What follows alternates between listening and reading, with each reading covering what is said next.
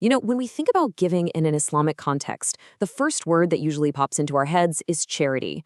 But the Quran gives us a concept that's so much bigger, so much more profound: infaq. And trust me, it's not just about donating a little cash here and there. It's a whole economic philosophy for how wealth should flow. And it's designed to build a society that's both fair and compassionate. So let's really dig into what that means. To really get infaq, we first have to ask a more fundamental question.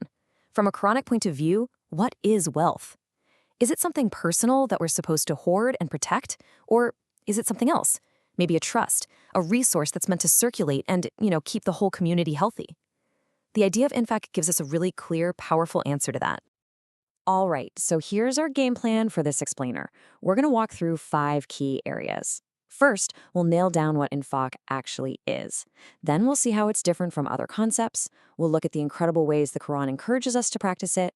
And then we'll see the flip side, the serious warning for people who hoard. And finally, we'll get practical and look at where spending is an absolute must. Okay, let's dive right in with the absolute foundation.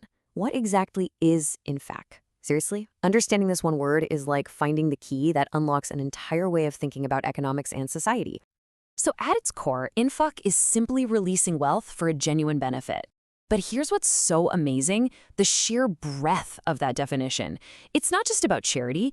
Infaq covers spending on your family, taking care of your parents, investing in your community. Really, any spending for good, legitimate reason is a form of infaq. Okay, so we've got the big picture definition. Now, let's sharpen that focus a little bit. To really, truly grasp infaq, we need to see how it fits in with and stands apart from a few other key ideas.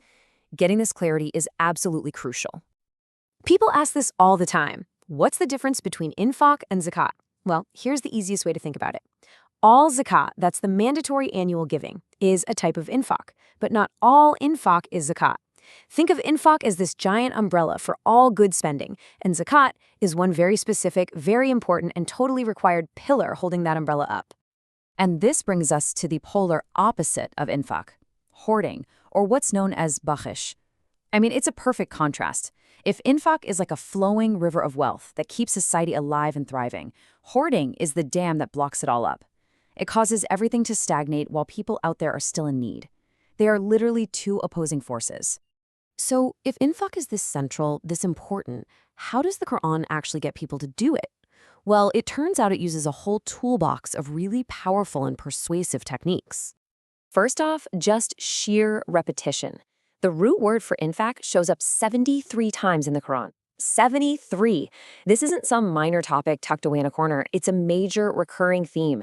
And it's mentioned in the past, present, and command forms, which tells you this is supposed to be a constant, ongoing action for believers. And then there's this powerful change in perspective. The Quran asks, who's willing to give God a goodly loan? Wow, that just brilliantly flips the script. Giving isn't a loss. It's an investment. It's a loan to the most trustworthy, most generous being imaginable, who doesn't just promise to pay you back, but to multiply it like crazy. Right, so how much multiplication are we even talking about here? The Quran gives this beautiful, vivid picture from farming.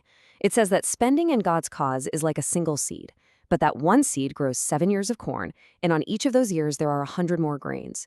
You do the math, that's a 700-fold return on your investment. And then the verse adds that God gives even more to whoever he wants. It's just incredible. The Quran also lays out this very real psychological choice. It says Satan's whole game is to whisper in your ear to make you afraid of poverty if you give your wealth away. It pushes you to be stingy. But God's promise? It's the complete opposite. It's a promise of forgiveness, of bounty, of abundance. So you have to choose a mindset of fear and scarcity or a mindset of trust and plenty. So, we've seen the beautiful promises for those who practice infaq, but there's a flip side. There's also a very solemn, very graphic warning for those who do the exact opposite, for the people who hoard their wealth. And the warning is, well, it's crystal clear. The Quran speaks directly to those who pile up gold and silver but don't spend it in God's way, and it tells them to expect a painful punishment. There's no ambiguity there. And the description of that punishment is just unbelievably vivid. The Quran describes how the very same wealth they hoarded, the gold and silver, is heated up in the fire.